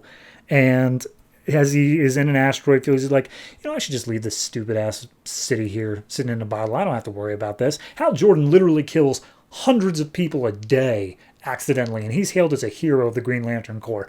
I could just let this city die. No one would care. But he has this little bit of conscience, I guess, inside of him that he's like, you know what? Fine, I'll take it. But then, he gets angry again. He tries to throw it into a nearby sun, and then he flies away, and he's like, crap, all right, yeah. So he goes back, picks it up again. He's like, oh, this sucks. So cut back to the Bottle City at the bar where Space Ranger and Tomorrow hang out, and they're basically just commenting how stupid Jedi Call's Green Lantern outfit is, and then all of a sudden Stealth comes in. She's like, all right, Tamara, you have a point. Also, how is Ember still alive? And she's like, hi, I'm a tree. And she's like, all right, well, I'm not interested in investigating that one. Tomorrow, let's go have a talk. So Tomorrow and Stealth head into the back room. Meanwhile, Jediah approaches back to the main planet that they were on. I forget what it's called. Tolerance, I think. I think it's the name of the planet. And as he's approaching, he's like, okay, I thought I would start being attacked as soon as I came into this area. Why am I not? And then all of a sudden, Adonis comes over his comms and just like, hey, I'm going to patch you through. Somebody really wants to talk to you. And he's like, I didn't even realize we had comms, but sure, whatever. And then over the comms, he hears a voice, and it turns out it's Lady Styx, the ruler of this area. And she basically says, like, yeah, here's the thing. Sorry about the whole being collected thing. That was a misstep on my part. My bad. I punished the people responsible. Anyway, how about you bring back the city? We'll figure out how to get it back to normal size, and then me and you can have a talk about your continuation in this whole show thing. And she hangs up, and he's like, well, I mean, I guess that's better than nothing, but sure, why not? So we see Stealth and Tamara talking, and basically she says, okay, look, I'm interested in your plan. There might be something to it, but you got to give me more than that, like what's going on right now. And Tamara starts to explain, like, oh yeah, no, we can use your guys' stuff to raise up a rebellion and blah, blah, blah. And Stealth just pops in just like, you do understand that the only major thing you have right now is Jediah Call, because he's super popular right now, but he might not even agree to work with you. So if you don't have him, you don't have anything. So really, though, what is of your plan? And he's like, I'm sorry, I thought you said you might be interested. And he's like, yeah, I was hoping you'd have more of an idea than last time. Clearly, you do not.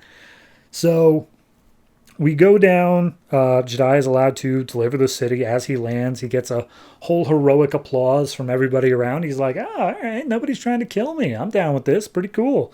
And so he flies up a little bit, and he looks around, and he's like, okay, well, I am a Green Lantern. I guess it's nice to be appreciated every once in a while. And then all of a sudden, he just starts dissolving. He just fades away. So theoretically, that's Lady Styx doing something. But down in the crowd, we see two aliens looking up who are very obviously Blue Beetle and Lonar.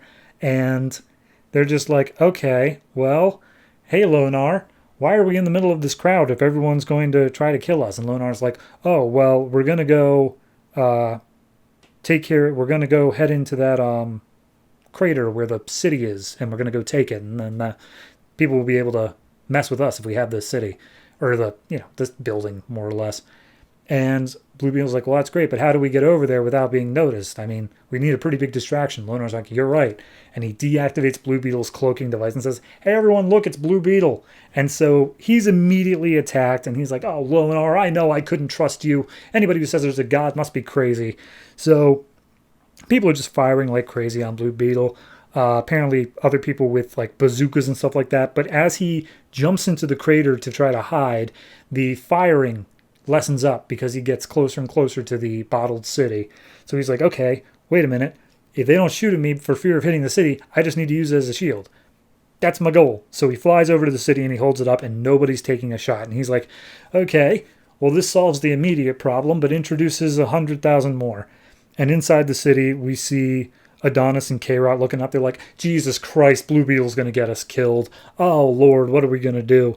And before they can do anything, Lonar has appeared inside the city. He walks up to Adonis, punches out his innards so that he's just collapsed down on the ground. And then he reaches for what I can only assume is Lonar's pockets and pulls out a glowing sphere, presses a button on it, and just fades away the same way that Call did. And K-Rot's just left looking on like, okay, well, I guess I really should have stuck with my zoo crew idea, but tis. So that's the issue. Stops suddenly, but here's the thing. Next issue is the last issue. That's it. We're wrapping up. We're in the end game now. So Call is going in front of Lady Styx. So that's a big thing, possibly being able to free himself from the game. Lonar may have teleported in front of Lady Styx as well. He at least has the ability to grow and shrink, so that's something.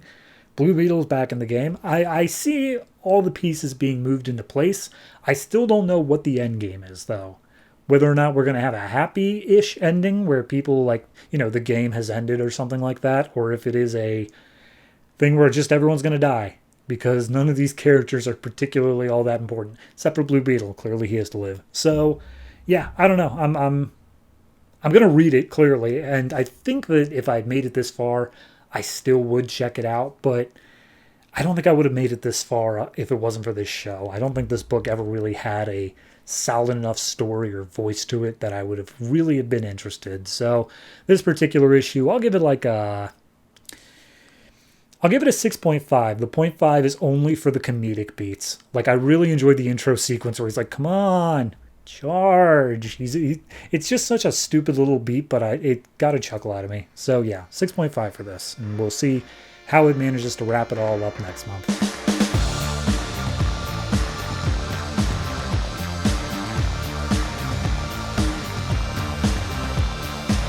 Katana number 6, written by Nocenti, art by Alex Sanchez and Cliff Richards. The last issue, Katana visited some old lady who is going to reforge her sword, and then she fought someone named Swagger. Sickle showed up, and then so did the Creeper. And seemingly the Creeper killed the old lady. So this issue, I'm going to move real quick through as best I can, because I am so done with this series. So we open up with Katana just kissing her sword as the dawn is about to come. Creeper wraps his chain around Katana's neck and says, like, yeah, I was stuck in that sword for so long and it was so boring in there, but now we're all out and I'm going to make a mess out of you, Katana. And Katana's like, Creeper is weird, but like he smells like alcohol, so if he's a ghost and he had to possess a body, I bet that the body he's possessing is a drunk, so I'm just going to taunt him for a while. And so I just need to read this single line here. Guess he picked a drunk to ride. Let's see how he likes to be taunted. And then in speech bubble, what's wrong? You pick a drunk to ride? A+ writing there. So at that point, she makes the point of, hey, it's about to be dawn. You're a creature of the night. Because your host body was out drinking all night, you missed out on the whole fight. So ta-ta. And so Creeper is forced to go away, and he like swears revenge on Jack Ryder for being such a lush. So at that point, Sickle comes up and starts trying to heal the wounds that Katana got. And as he's standing over her, the ghost of Katana's husband comes swooping in, super jealous at all this, and then goes and possesses the body of the old woman who was killed, and just like sits her back up. And the old woman's like, oh, I'm alive again. I guess I'll go finish your sword. So at that point, because she was just letting all of this happen, Swagger's like, all right, everybody, the ghost is gone. Let's attack again. So we get a incredibly long fight scene of Swagger just attacking while cutting back to the old woman who is like talking to the ghost of Maseo inside of her and also speaking in run-on sentences. It's very confusing, but she's rebuilding the sword of Soul Taker for Katana. And we see Katana and Sickle working very well together, and she's not sure how she feels about that. We also get a 2-page thing of Jack Ryder driving with his manager, and he's saying like, oh, I'm so drunk, I'm going to throw up. Let's not go back to America because America hates me. They love me here in Japan. And his manager's like, okay, but we're going to get you a reality star or a reality show and make you a star in America. Americans love to hate reality stars. So then they mention how he was technically dead and he's going to come back against that. And Jack Ryder's apparently going to sue everybody who said he was dead in America. So anyway, fight scene continues on, and the old woman finishes the sword, and Katana's like, oh, it's done. I'm going to go get it now. And Swagger runs in and is like, nah, not if I get it first.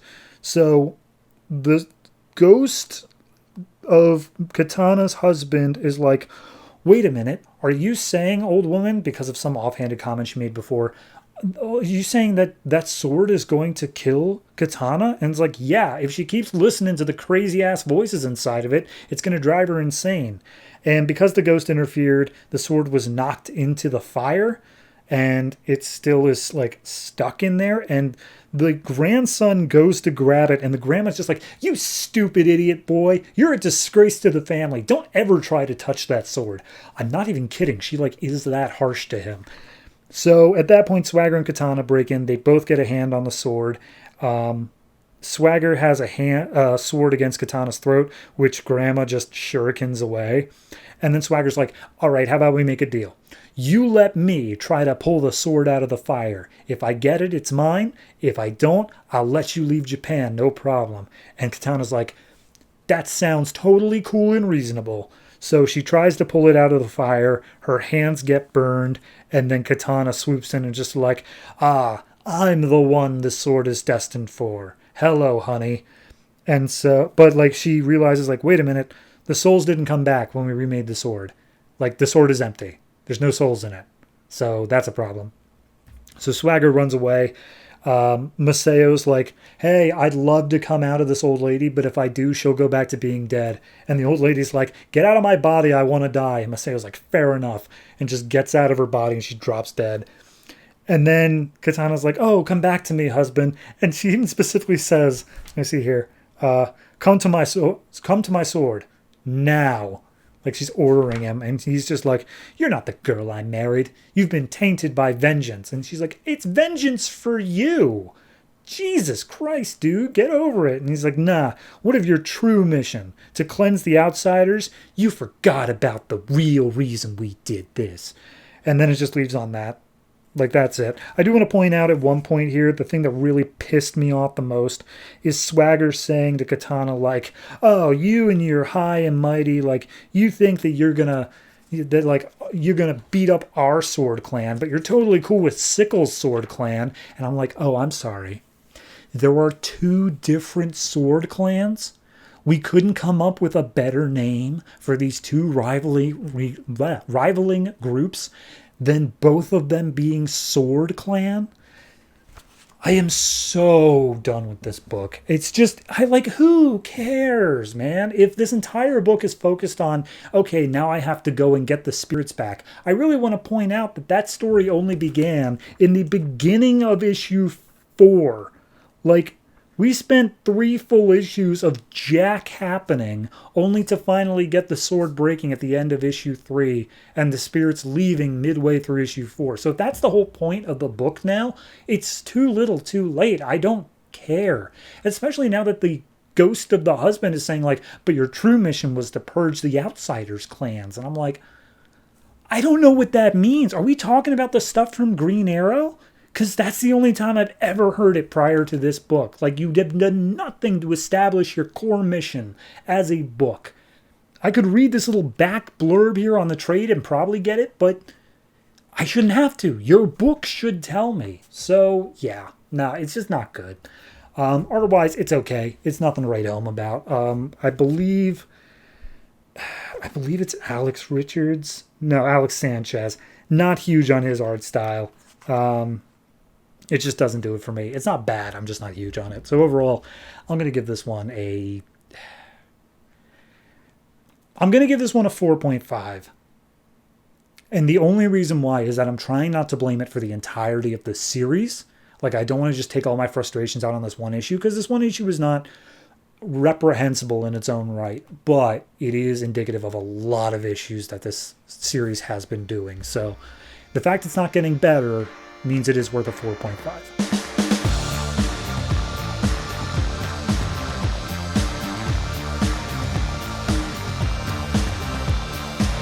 World's Finest number 14, written by Paul Levitz, art by Robson, Rocha. Last issue can essentially be entirely skipped because nothing in it comes up except for Desaad has been attacking all of Karen Starr's businesses, but that's still happening in this issue. So we pick up in the Catskill Mountains where Huntress is sleeping in a safe house, but then, oops, turns out the safe house is being set on fire. So she very quickly puts on her gear, sees the house on fire, and it's just like, okay, nobody's shooting at me. The house is just on fire. Surely somebody knew that this was a safe house of mine, which is the reason it is on fire, but they didn't know I was here. So I'm just going to leave. And so she heads out and says, like, that's a bummer, and I really wish I wasn't running low on safe houses. So we then cut to New York, specifically Woodstock, where Karen and Helena are walking down the street. And for some reason, they make a thing out of Helena drops her ice cream and Karen grabs it like by the ice cream and puts it back onto her cone. And Helena's like, that's gross. Throws it away. Then they run into a fortune teller on the street who says like, oh, there's great evil in your life. Some darkness is coming. And she's like, yeah, tell us something we don't know. So at that point, they basically say like, all right, here's the thing.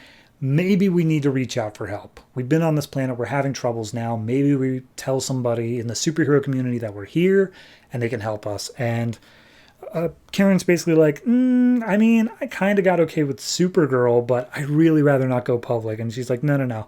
I'm not talking about public. Like, I'm like, you know, let's just table that. We don't need to do that. And so they hug each other and say, don't worry, we'll never be apart. And then Karen adds in, unless I'm sleeping with some hot guy. So then we go to Desaad, who is looking over a completely destroyed, like, city, I guess? It's so vague as to what it is. But he's like, yes, I will feed off of their fear and their desperation or whatnot.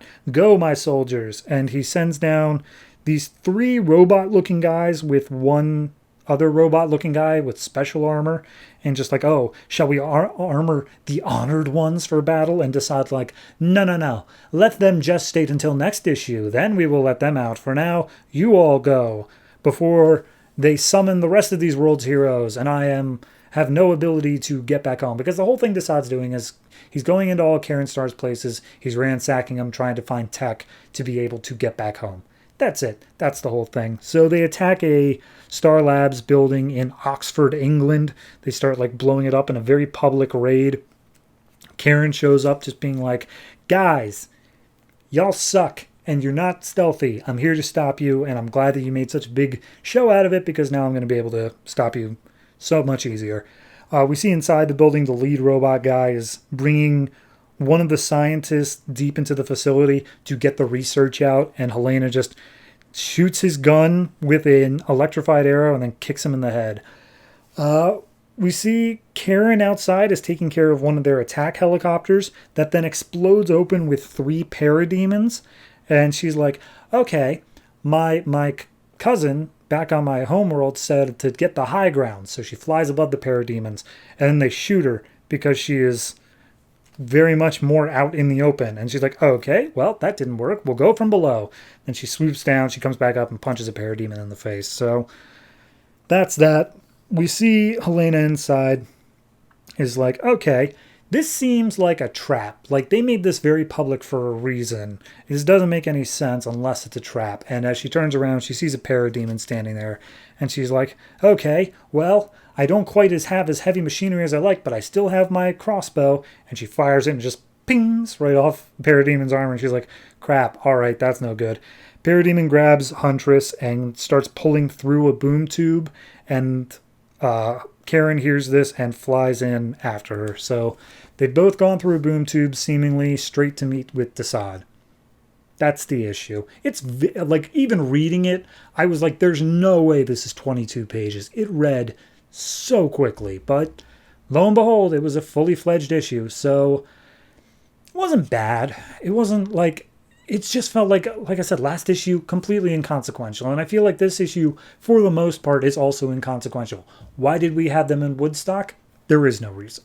It was just to fill the pages. It's to show a little bonding moment, but in reality, we could have had that anywhere. And we just chose to be in Woodstock for some reason. So overall, kind of just a empty issue. The only thing you really need to know is they went through a boom tube and they're about to meet the sod. That's it. Nothing else in this issue is of any consequence. So overall, I gotta give this like a 5.5 just on the principle of people would have paid like $3.99 for this when it came out. $3.99 for what is essentially 3 pages that matter. It's indefensible. So 5.5, even if I'm okay with the art style, even if I don't hate the story, it's just too much fluff.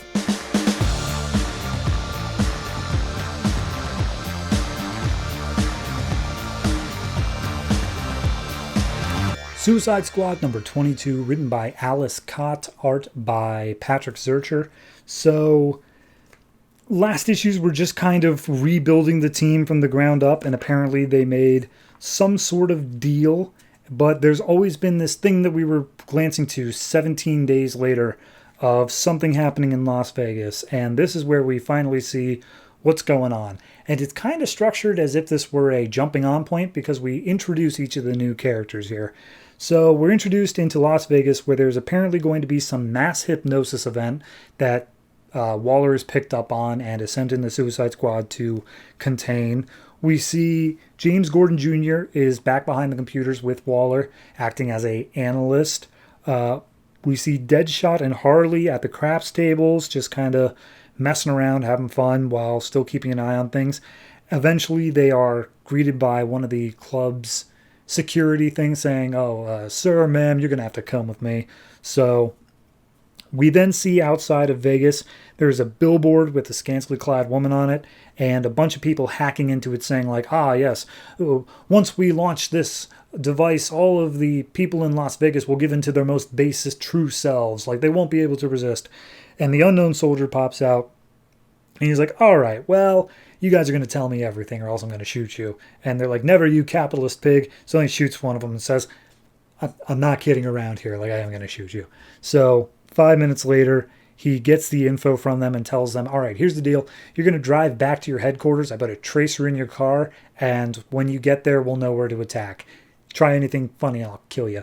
And he radios in and tells Waller, yeah, the hypnosis is happening through billboards. It's some sort of anarcho-terrorist group doing it, so they're on their way to the headquarters now. And Waller's like, all right, well, we've got the tracker on.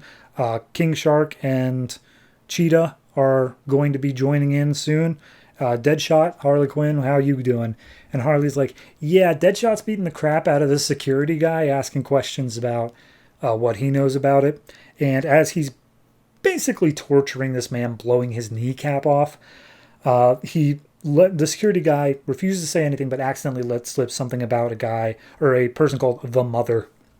So at that point, we see the 2 guys that Unknown Soldier sent back are talking to the Mother, and the Mother's like, well, we could have been caught because of your carelessness, but what is your spirit animal telling you to do next? And she's just kept in shadows.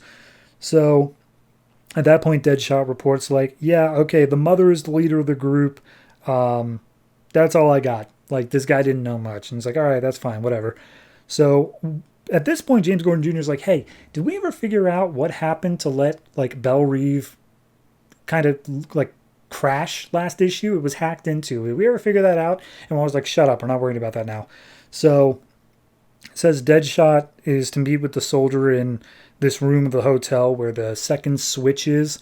Meanwhile, King Shark is positioned over top of their headquarters. He just jumps out of a helicopter and dive bombs in. And it's right as the kid says, like, oh, well, my spirit animal says. And then King Shark crashes into the room and says, hello, my name is Trixie and I like to party. And I don't get why, but it's a funny moment. So at that point, King Shark's facing head to head with the Mother, and he's like, don't activate those billboards. And she's like, I already did 2 minutes ago. And King Shark's like, crap, hey, the billboards are already activated. And Waller's like, yeah, no, everyone's tearing themselves apart in Vegas, but we can't worry about that now. We got to find a way to stop them. So Unknown Soldiers cleaning up all the wreckage that he's causing. Meanwhile, Deadshot and Quinn have made their way to where the second switch is, but because all this stuff has already started, they're too late. And it turns out that the whole big thing that Mother was planning was that a lot of people in Vegas commit suicide. It's just got a higher than average rate. And so she took all the bodies of all the people who committed suicide and is basically gooping them all together to become a giant, like, hulking monster beast that is going to attack Las Vegas.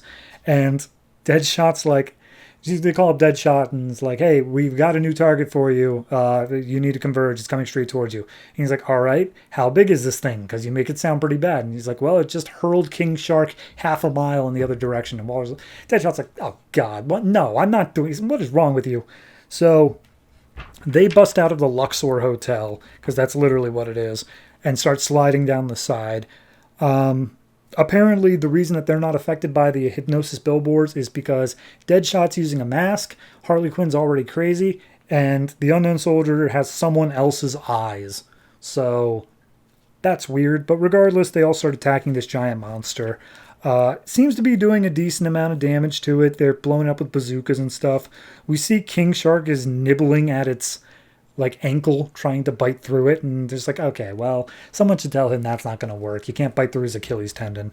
So we start seeing clips that we saw in the previous 2 issues, particularly Deadshot getting caught and telling Cheetah, like, help me out, Cheetah. Cheetah's like, nah, I don't think so. And Deadshot calls him like, Waller, Cheetah said she wouldn't help me. She's going to let me die. And Waller's like, come on, team, like, don't let Deadshot die. That's kind of important. And Gordon Jr. tells King Shark, hey, you're not really doing anything trying to chew through its tendon. It's just a mass of bodies. And King Shark is like, I'm not trying to chew through its tendon. I'm trying to chew off its foot. And so he bites the whole way through and knocks off the giant foot. We see that it starts to lose its balance. It's about to crash into a building. And they're all like, okay, well, it's going to crash into a building. There's a lot of people in there. We can't let that happen. So they start blowing it up a little bit more. Deadshot thinks that he's going to get killed again because he's just found out that he's been revived several times. And he's like, oh, guys, please don't let me die again. It hurts like a bitch. So they all start blowing this thing up. It keeps making its way closer to the Luxor Hotel until finally King Shark throws a car through it, as far as I can tell, and it finally collapses to the ground. And Waller's looking pleased with herself, and Gordon Jr.'s like, I suspect it was moving towards the light, possibly because the souls of the suicide victims inside were trying to move on to the afterlife. They were moving towards the thing that looked like a beam into heaven. And Waller's like, what in the hell are you talking about? And he's like, I don't know. Also, they were anarchists, so maybe they just didn't like the fact that it was a capitalist just item sitting there in the middle of Las Vegas. I don't know. Who knows? So at that point, a bunch of scientists enter the room and they're like, hey, Waller, last issue we were doing some experiments with the reviving stuff on Voltaic, and he kind of blew up. And we did some more experiments and we realized that the Samsara serum that brings people back to life is only temporary, and it will result in the death of anyone who comes in contact with it, which includes Deadshot and also includes you. So Waller apparently was revived at some point, or at least touched the serum. So interested in that. See how that turns out. I mean, I'm down. This was just a fun little issue. It was just a completely, going back to the first arc of this book where there was just crazy off-the-wall adventure. This was a giant monster rampaging through Vegas, and they just had to take it out. It was fun. It's setting up a nice little thing for the next arc of, Deadshot's going to die again, along with Waller this time, so that's fresh. But, it's a new team, new stuff going on. I'm interested. So I'll give this one mostly for the humor, I'm going to give it a 7.5. Otherwise, it probably would have just gotten like a 7 or maybe even a 6.5. But it was a funny read. It had some good moments to it. So yeah, looking forward to seeing what happens with this Suicide Squad moving forward.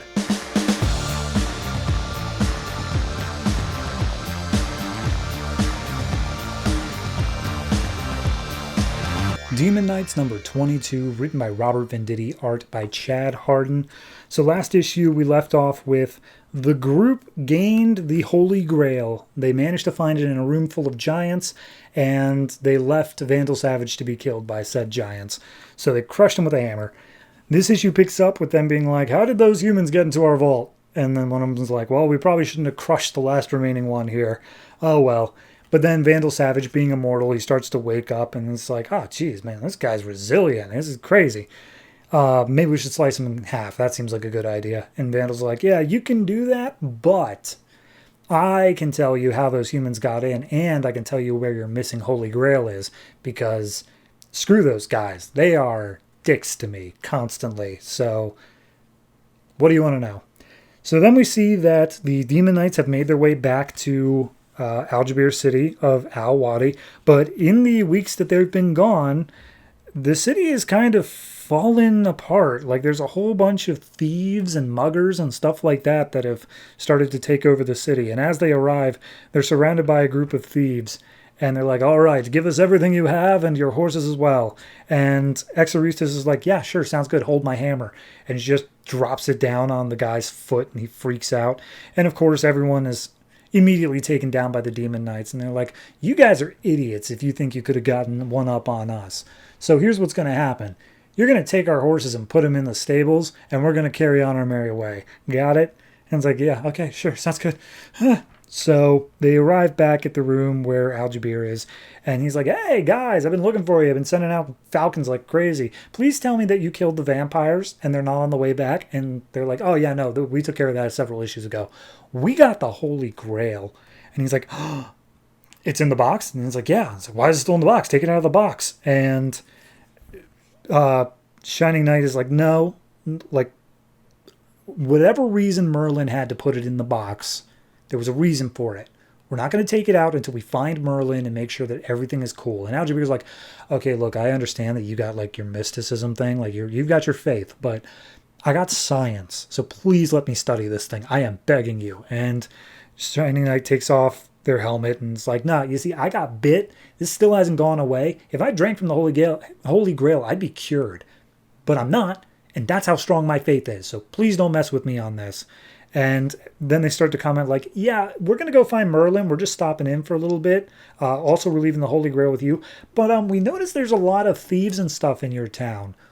What's up with that, man? And he's like, yeah, no, as it turns out, running a really advanced society is really, really hard. My captain of the guard was also corrupt. I had to fire him. Now I need a new one. Hey, Exoristos, you looking for a job? I can give you a job. And at that point, he's like, yeah, okay, regardless, I'm sure you all are tired and you want to go back out on your quest. So just rest up and we can talk about this tomorrow. So at that point, everyone rests up. But Horsewoman, whose name is Sarah, and I'm sure I've known that this whole time, but they make special notice of it now that like nobody knows her as Sarah. They all know her as Horsewoman. So I don't want to be one of those people. Horsewoman and her horse are just chilling outside, and the horse is like, we could have like stayed in a stable or something where I could talk to some pretty young girl horses and told them about my adventures and whatnot.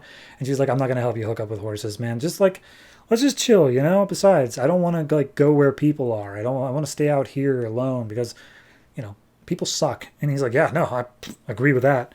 But then all of a sudden they hear this rumbling noise. And Sarah climbs up on top of the horse, rides over to a nearby cliff, and sees an army, 100 strong, of giants approaching the city with Vandal Savage trapped inside of a cage. And he keeps on yelling out like, guys, I am willingly helping you. Let me out of the cage, or at the very least, position me in a way that I can see you guys attack the Demon Knights. And the giants are like, stop yelling. You're gonna give away our cover. And he's like, I'm sorry, this was a sneak attack? You guys are thundering in. So Horsewoman goes and finds Al-Jabir, makes him aware, and just be like, oh, they're invaders. They're attacking the city. And he's like, what? How many? It's like, 100. And he's like, that's nothing. 100 is super easy. Why do you think we can't handle 100 people? And he's like, yeah, not exactly normal people. And as he looks out, he sees that they're giants. And the giants are like, hey, give us back our grail, and we'll leave you alone. Otherwise, this will happen. And then they fire off a cannon to take down a watchtower. Everyone starts freaking out inside. Vandal's like, I gotta get me one of those. And as Algebir gets up from the explosion, he sees that the box containing the Holy Grail has opened on its own, and the Grail has rolled out. And as it reaches the floor, its powers are apparently just life everywhere, which means that a whole bunch of plants and crap start sprouting up through the tiles of the palace. And it's like, okay, we got to put the Grail back in the box. That's priority number one here, because all these plants are starting to like wrap up people seemingly menacingly. So magic has no effect on it. Jason's about to transform into the demon when he gets choked out and isn't able to finish the recitement. And then all of a sudden we see Horsewoman putting the Grail back into the box. And all of the life, it doesn't retreat, but it stops growing. And it's like, okay, so why is it attacking us? And Sir Euston is like, oh, it wasn't attacking. It just happened to grow around your neck. Probably.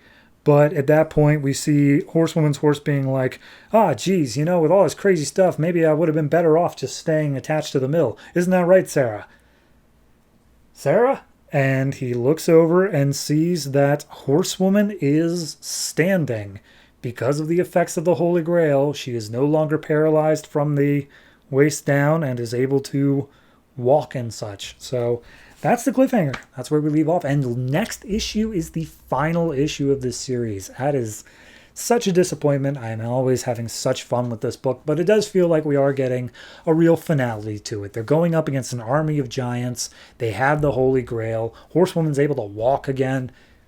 Seems like we're pushing towards a real satisfying ending here. I just hope they stick the landing and we see what happens to our demon knights moving forward. As for this issue, art good, not the best I've seen in this book, obviously, but still pretty fantastic compared to many other books that are being published. Overall, I'd say this is probably I'll give it an 8. And I think that it's the humor does a lot to help. I really like Vandal Savage and how he's written. Every time he's talking, he's just fun to work with. Same thing with Horsewoman's horse. I think it's Brick Wedge. Just he's snarky. I like it. He's got a good attitude to him. So yeah, I'm giving this a solid 8. It's definitely a check-out book if you haven't already.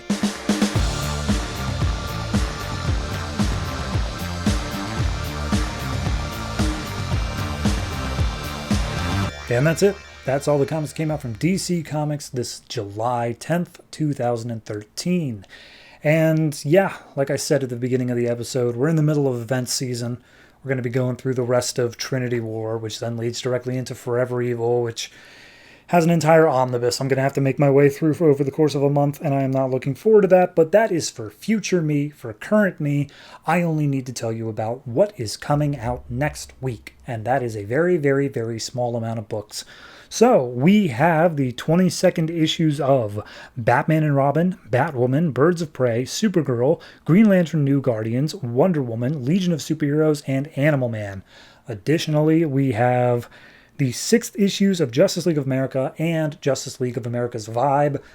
Only JLA proper is a tie-in to Trinity War. Actually, it's part 2, not a tie-in, because there are genuine tie-ins, and I know that's all different terminology. Anyway, all that is coming next week. But for now, I'll go ahead and just give you all the basic stuff.